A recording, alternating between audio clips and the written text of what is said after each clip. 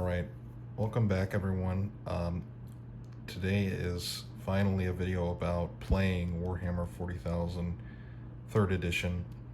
And I've wanted to make this video for a while, and actually this is like the 3rd or 4th try I've been trying to film this because my phone doesn't have that much storage. It's an iPhone, so nice camera but not a lot of storage. Anyway, I tried to film like a full game video, but I think what I'll do, since I played through most of the game, I'll just kind of give a review and an overview of the rules. So I did a video a while ago about this rule book, but if this is the edition from the early to I think mid 1990s, let's see, produced by Games Workshop. First published 1998. Okay, this is like a second printing, so late 90s. Right. So, and this rule book, you can play most of the factions with just these rules. They did produce codexes, but you have basic army lists in the book, and you're ready to go, which is nice. I started with the 5th edition of the game, so when I discovered the hobby, it was the end of the 4th edition, and I got the 5th edition starter box back then. But I found this a while later at a Goodwill, and that was awesome. And this has some really great fluff sections and everything. But let's move on to the game, the scenario I had set up. So I have the table with my normal collection of terrain, if you're a regular viewer, and the scenario I came up with is that we've got an Imperial Agri-World. The Imperium has started to settle it, so we've got kind of some basic structures and crops. The tanks were not in play, they were just terrain, so I kind of thought they were like planetary militia vehicles that have been wrecked already. And the Imperium settled this, but it's actually an Exodite world, and so the Baelton Craft World Eldar are here to protect the Exodites. That's one of their missions as a craft world. And of course, if there's Xenos, we've got some Space Marines that were detached to come and check things out. But I wanted to just keep both sides kind of simple, so just one lighter vehicle. So we've got a land speeder that was destroyed by the Eldar actually on turn 1, and then two units of troops per side, and then the HQ, the compulsory HQ choice. And I did a recon setup. So this rulebook has like really great missions. I'm a big fan of the mission section in here. There's a lot of creative, let me open it, see if I can find it. There's just a lot of really creative deployment setups. So yeah, we've got many types of missions. This is the standard.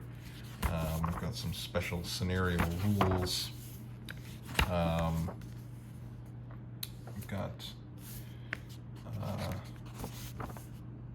so we've got a night fight, we've got patrol, and we've got a recon. So this is the mission I set up, and the goal is to like basically get into your opponent's deployment zone by the end of the game.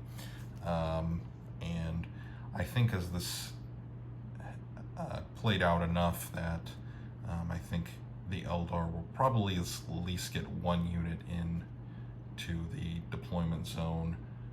I think the Marines are a little too choked up. They had some bad rules, so by turn 3, the Marines had moved up and reached here, this kind of gap with in the farm complex with the Eldar, and they fired. The Eldar did take casualties. The Dire Avengers lost 1, but the Space Marines took casualties from the shuriken fire, and their plasma gunner tried to fire at the Eldar, but he rolled a 1, and his plasma weapon got hot, and he also failed his save, so he lost there.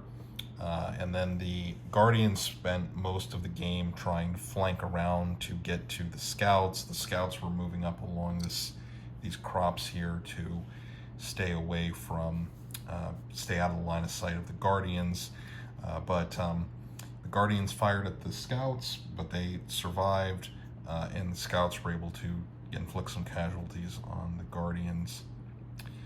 So, and then we've got the Warwalker that's remained stationary pretty much most of the game. It's mostly just fired, served as kind of a weapons platform for the Eldar force.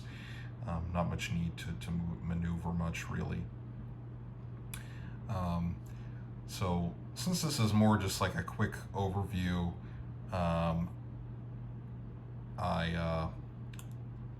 think with these rules, I really appreciate that there's a genuine kind of back and forth between the two armies. You know, the dice rolls do actually matter, and you know, just because the Eldar don't have the same kind of stats, they've got things to make up for it. Like the fact that their weapons are assault makes a genuine difference. So they get 2 shots in 12-inch range all the time, whereas the bolt guns are rapid fire, so they can only fire, if the Marines move, they can only fire 1 shot up to 12 inches. So it does balance things out a lot. And also, if you're used to more recent editions of the game, you know, with just this kind of the basic army list, there's like not really that many special rules for each unit. You know, you've got you know, each unit has a few, but it's not really overwhelming in the way that it's been in kind of more recent Warhammer 40,000. Another thing I'd like to add, probably I should have explained this with the vehicle blowing up. So in this version in this edition of 40K, the vehicles have different armor facings, which I think which I always thought was a nice feature. So the position of your shot on a vehicle actually matters, like it kind of would in maybe a more real, you know, real world based kind of war game scenario, where, you know, hitting the front armor of a tank is less effective compared to like the side or the rear. So yeah, that's the game.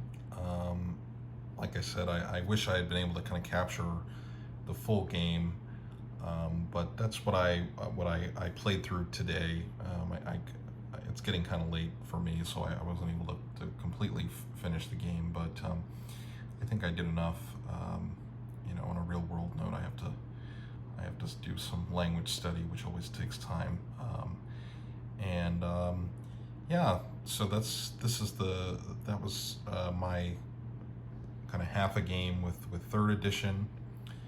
If you guys are interested and want me to continue doing this, maybe I could continue this kind of narrative of this kind of fight for this Agri-World, and I could bring out more units for both sides. That's the game. I hope you found this video interesting.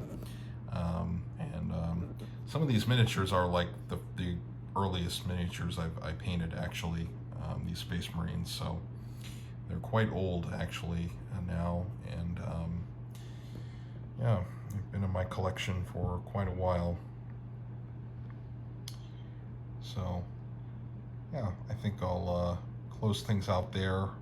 Thanks for watching if you've made it this far, and I'll talk to you guys in the next video.